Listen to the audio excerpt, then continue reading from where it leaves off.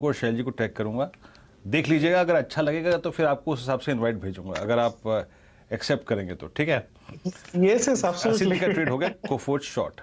जी मैं एक बात कहना चाहता हूं कि असित जी आपको रेडिको खैतान वाले हिस्से में जुड़ते हुए नहीं दिखेंगे। ये देवयानी इंटरनेशनल और जुबलिएंट फूड्स वाले हिस्से में आपके सामने जुड़ेंगे।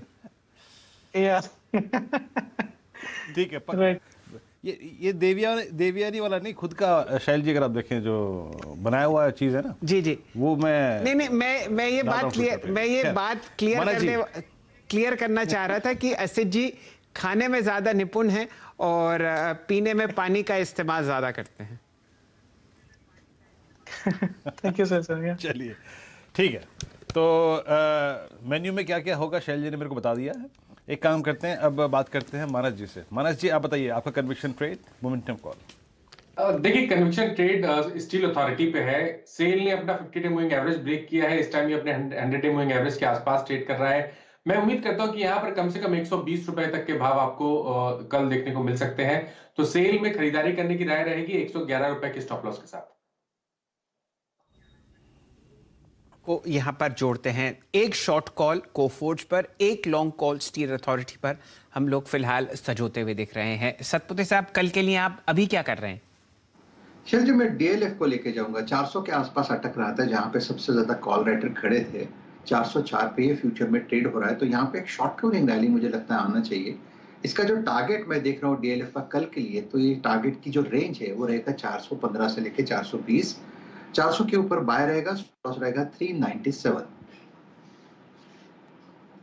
आपके सामने आती हुई स्टील अथॉरिटी पर कुछ समय पहले हम लोगों ने जायसवाल साहब से इसको चेक करवाई था और सिर्फ मेटल इस वक्त चल रहा है 113.50 पर स्टील अथॉरिटी, जेएसडब्ल्यू स्टील 695.40 पर और जिंदल स्टील एंड पावर आपको दिन के उच्चतम लेवल 407 रुपये 10 पैसे पर ट्रेड करता हुआ दिखेगा। अब हमारे साथ चंदन तपड़िया साहब भी जुड़े हुए हैं। चंदन जी बताइए, कल के लिए कहाँ मेहनत हो रही है अभी?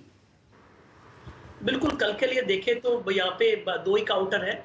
वीरू जरूर खाने पीने का ध्यान रख रहे हैं, बट मेरा ध्यान तो खाने की चीजों पे है। तो दो सेक्टर, दो स्टॉक अच्छे लग रहे हैं। वही है जो भी हम डिस्कस किए। एक तो देवयानी का, तो देवयानी बीटीएसटी की सलाह रखेंगे 173 के स्टॉप लॉस से 188 से लेके 200 के टारगेट। और दूसरा मेरे ध्यान में रहेगा ओबराय रियलिटी।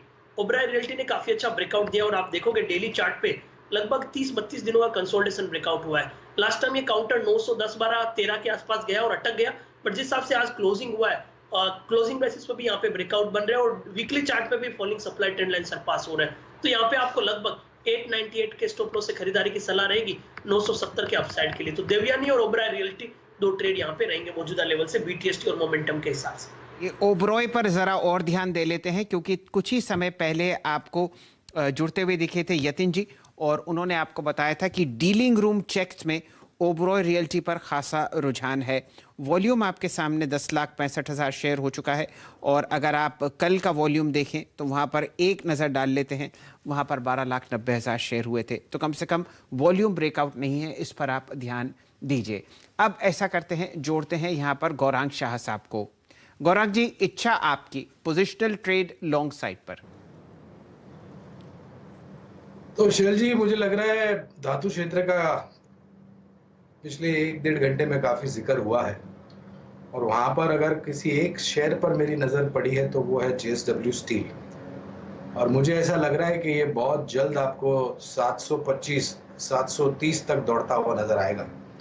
तो अगर थोड़ी बहुत जोखिम झेलने की क्षमता ऊपर की तरफ है तो कुछ दिनों के लिए आप जेएसडब्ल्यू स्टील में खरीदारी का सौदा कर सकते हैं। जबरदस्त ब्रेकआउट जेएसडब्ल्यू स्टील में प्राइस का आता हुआ 4.25% ऊपर, और ये जो आप लेवल देख रहे हैं इसने पिछले 4 हाइज तोड़े हैं और ये 27 अक्टूबर का है। यहाँ पर मेटल क्षेत्र में आपको ज़रा बता दें किस हिसाब से ओपन इंटरेस्ट बढ़ता हुआ दिख रहा है, क्योंकि पिछले 2-3 दिन से यहाँ पर शॉर्ट कवरिंग थी। अब मेटल में हम लोग जुड़ेंगे जेएसडब्ल्यू स्टील के साथ और आपके सामने, जी हाँ, ओपन इंटरेस्ट 1% ऊपर, 2% ऊपर जेएसडब्ल्यू स्टील में है, 0.7% ऊपर जिंदल स्टील एंड पावर पर है, 4.5% स्टील अथॉरिटी पर है और समझिए कि लगभग 1% है टाटा स्टील पर। वीरेंद्र जी। जी चलिए, तो आपकी स्क्रीन पर आप देखिए